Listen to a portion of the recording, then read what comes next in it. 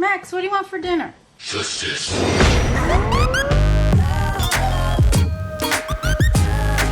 Hello there, Batman fans! Issue 3 of the Caped Crusaders Adventures on the Fortnite Island released, and like usual, we're going to break down everything that happened in the third installment of the story, highlighting things you may have missed, and the super important things too. I'll be sure to link the playlist if you've joined this series late. My creator code is ADAMARU if you fancy supporting my nonsense, and as always, a like goes a long way towards helping me out.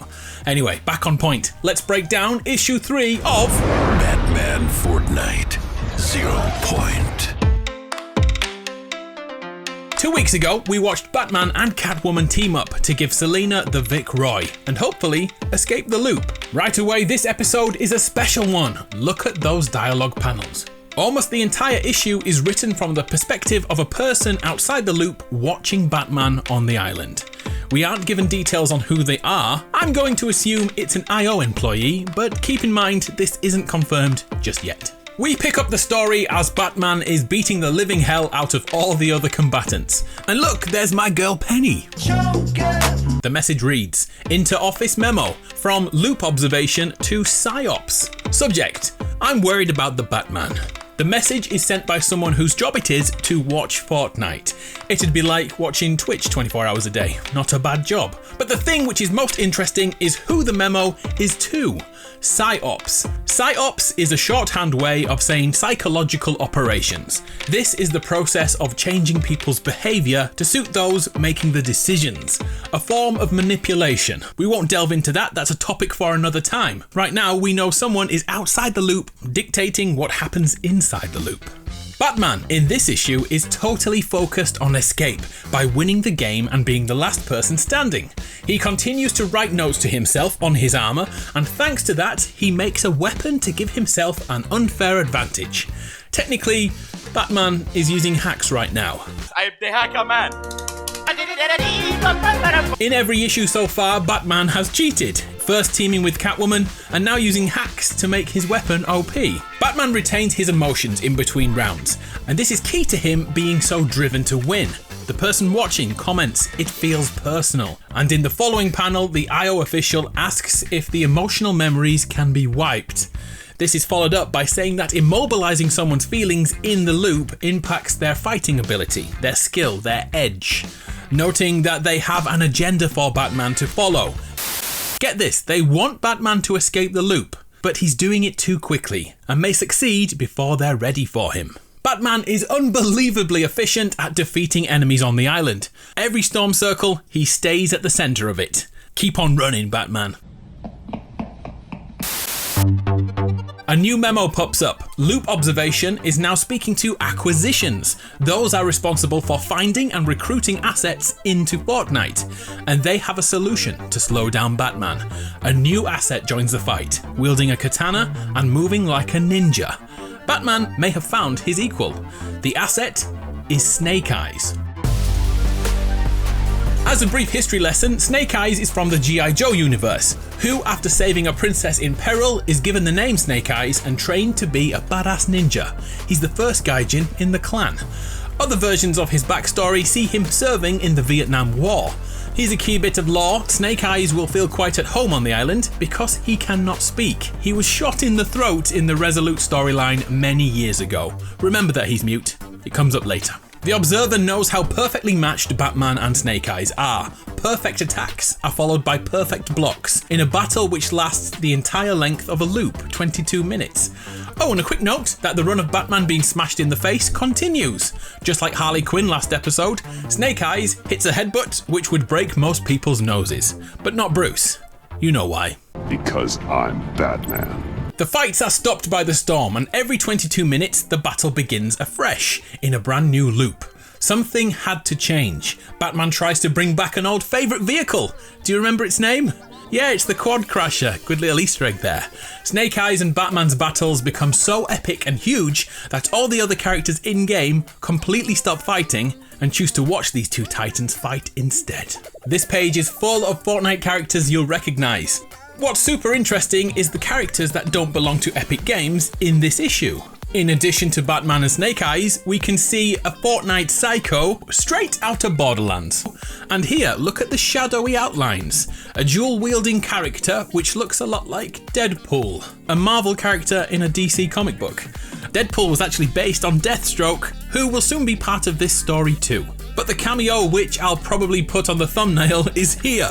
Do you recognise this silhouette? I'd put money on this being Samus Aran from the Metroid series. She never made it into Fortnite, at least not yet, but we heard something via the Apple vs Epic trial that Samus was indeed planned to join the Fortnite world alongside Kratos representing PlayStation and Master Chief representing Xbox. So Samus would have been there representing Nintendo. Sadly, that was not to be, but unofficially, look, she's here, stood next to Capcom's Street Fighters, Ryu and Chun-Li. There's a really good emote to go with Chun-Li, you should try it sometime. Back to the story, here's more lore. We know that memories are wiped every single loop, but emotions carry over. Over multiple battles, Batman and Snake Eyes have discovered another emotion which carries over. Respect. The two are now kindled into a bromance that we haven't seen on the island for a very long time. They even share a moment where they catch each other's throwables like total BFFs. Out of nowhere, Bruce is blindsided by the oppressor, and to show us the bromance based on fighting prowess is legit, Snake Eyes eliminates oppressor brutally, saving Batman's life. They share a moment, then straight back to fighting one another. The battle takes the duo to the cliff tops south of Dirty Docks, and a single mistake hands victory to Batman. Snake Eyes loses his footing at the edge of the cliff, doomed to die from fall damage. We've all been there. But heck no, Batman catches the arm of Snake Eyes, preventing his fall.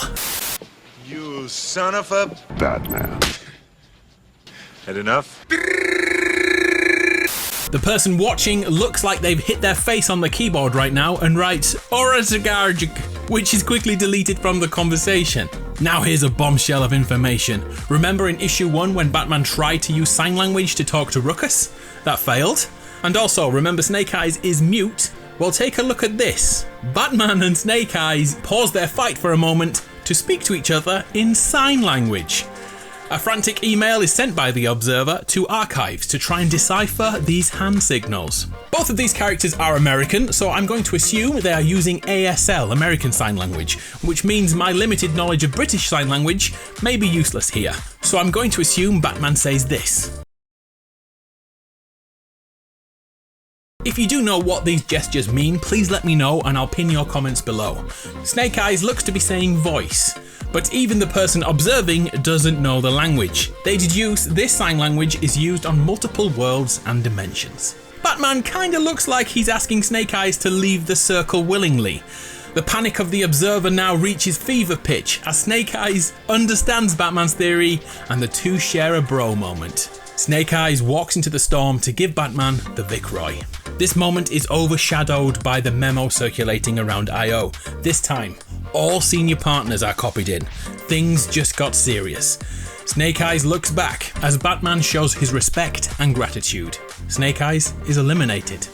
Bruce is now the sole survivor at the center of the final circle.